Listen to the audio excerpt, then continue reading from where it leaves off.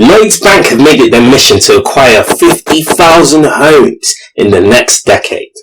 We're talking about a multi-billion pound project here, guys. And if they achieve it, that will make Lloyds Bank the single largest private landlord in the whole of the UK.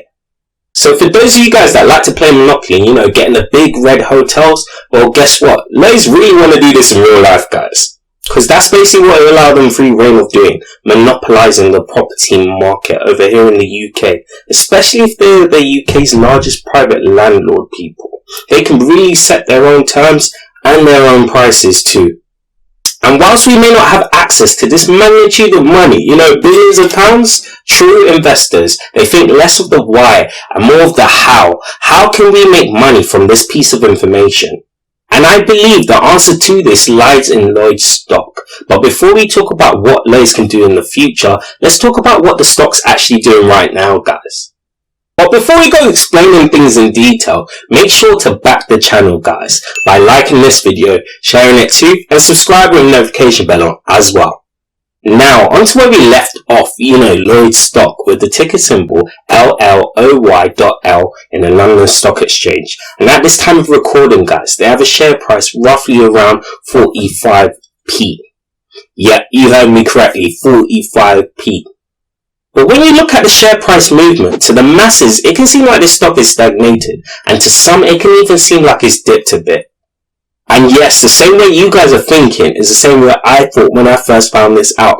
Their share price is relatively low, because when you compare them to their competitors and you see how low they rank compared to the rest of them, you can see that for a stock of its size and the market that it's involved in, it is relatively cheap, guys.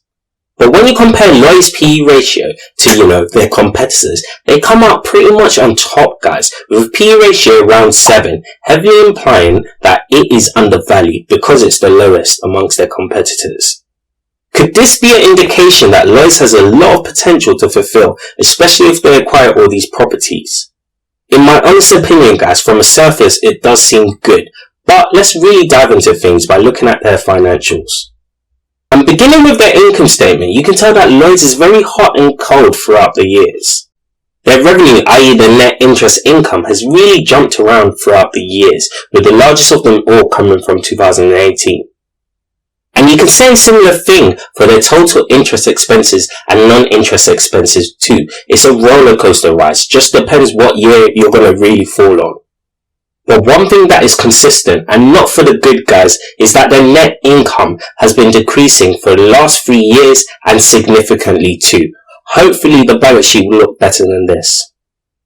Unfortunately, it is, but not by much, people. Because yes, the total assets are able to cover the total liabilities, and it seems like Lloyds Stock have made this a habit throughout the years, which is always good to view. But unfortunately, they take a few steps back when they put considerable amounts of money in the goodwill and intangible section, which we both know is a useless section in the balance sheet. It really doesn't contribute to a true balance sheet.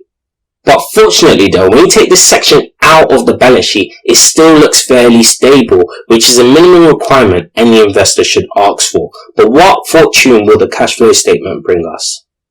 The cash from operating activities, so the daily operation to make money, has generally consistently increased throughout the years. Although one thing that is shocking to see is that really it's only started to be positive figures since 2019, guys, which is quite surprising for a stock of its size. And you can say the same thing for the cash from investing activities. In 2017 and 2018, these figures were positive, guys, which an investor would not like to see. Whereas the most recent years, it started to become more and more negative, which heavily implies that this stock is putting more money to the side to invest. You want to invest in a stock, that's investing. Otherwise, it doesn't really make any sense, does it? And the cash from financing activities can really leave you scratching your head, because yes, it's negative, which means that, it's good because an investor wants to see that a stock is able to pay off more of their debtors and borrowers rather than the other way around. But it's fluctuated so many times, guys, throughout the years. So are they making progress here or are they not? From the outside looking in, guys, honest truth, Lloyds doesn't seem like that bad of a stock. I've definitely seen much worse, but unfortunately I've definitely seen much better too. To me, guys, Lloyds Stock seems like it's going a bit stale in terms of their revenue throughout the years, and unfortunately this trickles down to the net income decreasing too, which is really a growing concern. And when you look at where they are now compared to where they're willing to go, guys, by becoming the UK's largest private landlord, it really makes sense when you put the two together. They're really trying to increase their revenue and therefore their total profits too. And it then sparks a question, could you be looking back at Lloyds shares today and thinking, that was actually a bargain, people? But I'll leave that for you guys to find out. And don't forget to let me know what your initial thoughts are on this topic, guys. Has this piece of information even influenced you in the very first place, or are you now looking at Lloyds Stock as a potential? I want to know all about it down in the comment box below. Before I go, make sure to show my channel some love, people, by liking this video, sharing it too, and subscribing with the notification bell on as well. It's your favourite YouTuber, DSLM Finance, sharing my thoughts and my experiences with you guys every Sunday at 3 PM. Have a great day, people. Bye. Whoa.